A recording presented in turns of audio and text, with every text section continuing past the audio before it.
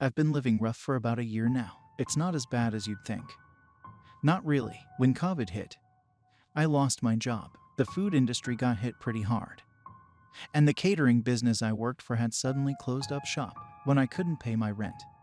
My shitty landlord put me out on the street. I suppose I could have gone and gotten an assistance check. But I met some guys at the soup kitchen I was crashing at, and they invited me to come live rough with them for the last 9 months. I've been traveling from town to town with this great group of guys who have been homeless for years. I know this makes me sound like a tourist, but it's really not as bad as you'd think, and I've been enjoying a freer lifestyle than I ever had. The 4 guys I travel with keep an eye on me. They all call me kid, and I'm lucky to have fallen in with them. Travis is a vet from Iraq who couldn't seem to live in an apartment after spending 6 months in an Iraqi prison. He's a rough guy, but very protective of his squad, which I guess is us. Kinley is more like your classic tramp. He's old enough to be my granddad and seems to get by mostly on panhandling. He can be very charming, and he's amiable enough, whether he's drunk or sober. And he's more than happy to share what he makes with the rest of us. Then, of course, there's John, of the 3. I think John is the one I like the best. He reminds me of my dad somehow. He's tall and thin, with bushy eyebrows and a thick salt and pepper beard. He works as a handyman sometimes to make money, and he seems to keep a perpetual eye on all of us, despite Kinley being 15 years older than him. You can tell that he thought of all of us as his kids. He was very protective of us, and I spent many nights around a campfire with the 3 of them. John was always at the head of the fire, like a father at his table, and we often told stories as we hunkered around our camp. On the night in question, we were telling scary stories. We had camped in the woods off the interstate, far enough in that our fire couldn't be seen from the road, and we were eating the food we had bought and telling tales. Kinley was talking about a ghost story he had heard in Denver, and Travis told us about a ghost soldier spotted around the barracks he was assigned to. I told one of the many creepypastas I had read during my other life. And finally, we looked to John. John had been eating quietly through it all and now seemed intent on continuing his dinner. "Your turn, Dad," I said, using the teasing nickname I had fixed on him. "I don't really like to tell scary stories," he said, and his voice had a hollow tone to it as he busied himself with his can of stew. "Come on, John," said Kinley, already sounding like his dinner was affecting him. We all told one. "Now it's your turn." I was sitting next to John, at his right hand, and I saw him darken a little as Kinley poked him. "Easy, Kinley. If John doesn't want to tell a story, then he doesn't. Fine, you guys want a story. I've got a story for you." John sounded a little mad, and Kinley raised his hand in placation as he told him that it was fine. "It's a great story. I think you'll love it. Gather up, kids. This one's a real doozy." He reached over and took the bottle of rot gut from Kinley, taking a deep swig before starting. He sounded flustered, out of sorts, and I kind of didn't want him to tell it now. Clearly, something was going on here that was outside the norm, and I was afraid of what might happen after his story was told. Wanted or not, though, John began. "It was a night much like tonight. The August wind was creeping from the east, cold and hungry, as the 2 boys sat around their campfire, munching their dinner of beans. They didn't have the luxury of a home or a hearth, only having the other in this world. Their parents had cast them out, not having enough money to feed them any longer, and the 2 boys had been riding the rails, seeking their fortunes as they tried to make it day by day. The 2 boys had managed to beg enough for a can of beans, and as they sat around the fire, they listened to the bubbling insides as their stomachs growled and their mouths watered.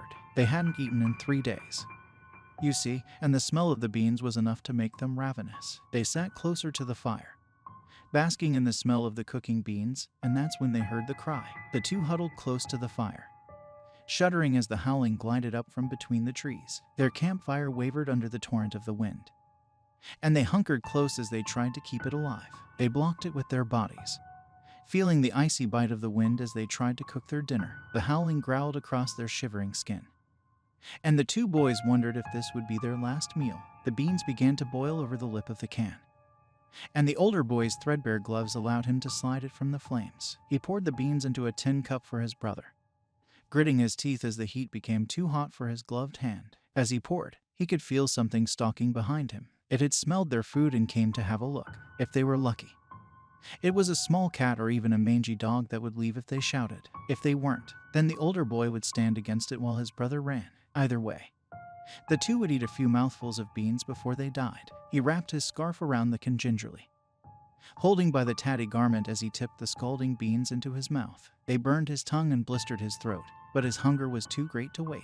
His brother moaned in pain as he did the same, the two of them feeding their bodies as the scalding food nourished them. And all the while, the beast howled and stalked behind them. Neither boy looked into the dark woods. They knew that something stalked them, that something wanted them desperately.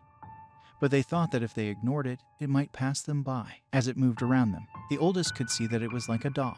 It capered about on all fours, its teeth bone white as it grinned at them. It stalked their little fire, circling the pair 3 times before stopping. It stood between the two, its arrow-shaped head pushing in close. The 2 boys ate, trying to ignore it, not wanting to see it and hoping it would just go away. When it spoke, the younger of the 2 began to cry in terror. "You come into my woods, bring your destructive fire, and then you don't even offer me a proper gift. What rude children you are. I should punish you for such insolence." The boys begged the creature, saying they had nothing to give. The creature scoffed. "You should have thought of that before you entered my woods." The 2 begged him for mercy, to take pity on 2 poor starving boys. "Mercy is not a trait I ever saw a need to learn," the beast said, laughing as he said it. "Those who enter my realm bring me gifts. You will present me with a gift, or you will suffer my wrath." He spoke with a sense of refinement that was at odds with his monstrous nature. The boys had still not summoned up the courage to look at him, and now they shuddered against each other as they thought of what to do. The oldest looked at the still warm can in his hand and saw that he had 2, possibly 3, bites of beans left. He held them out to the creature, still not looking at it, and hoped it would be enough. The creature approached, sniffing at the can, and a weight slid into the warm vessel. It slurped as its long tongue lapped at the beans, smacking as it tasted the juices and liking what he found.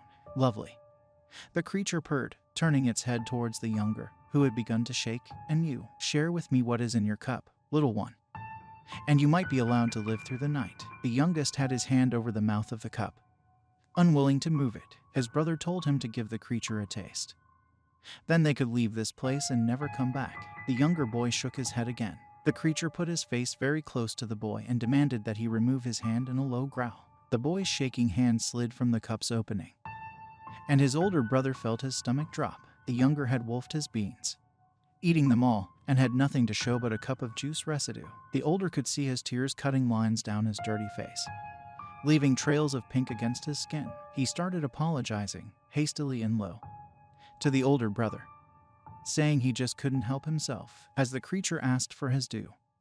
The younger could do little but hold out his shaking, empty cup for the beast to inspect. The tongue slid in, the metal sounding gloopy as the creature searches for food, and as it slid out, the 2 heard the creature tutting disappointedly. "What a shame," it said, and suddenly the warmth of his brother's forehead was gone, and the forest was filled with the sounds of his younger brother screaming. The older brother curled into a ball, shuddering and weeping as he heard his brother torn to pieces. He closed his eyes and begged God to make it over. But it was some time before the forest was quiet again. He lay there listening to wind howl, his campfire guttering out as he shivered in the dark. Alone, the 3 of us sat speechless, looking at John as the campfire crackled before him. Out in the woods, an animal loosed a long mournful howl, and Kinley suddenly decided to sleep under the nearby overpass. "It's chilly, but at least I won't get ate up by no beast," Travis agreed, and the 2 grabbed their stuff and moved off. "Better go join them," John said, poking at the fire as he looked into the flames. "Sounds like an old friend is looking for his due." I heard something in his words that I didn't like, something akin to a suicidal friend telling you it's fine to leave them alone, but I got up and followed the others anyway. The last time I saw John, he was still staring into the flames. We looked for him the next day, but he was nowhere to be found. We found the old campsite. We found his pack, but there was no sign of John. By midday, we just assumed he had left, and we moved on. I'm still not entirely sure what happened to him, but if you meet John on the road somehow, tell him his old troop misses him, and if you meet the creature from his story, I hope you saved it some beans. Otherwise, you might discover what really happened to John on that windy August night by the interstate.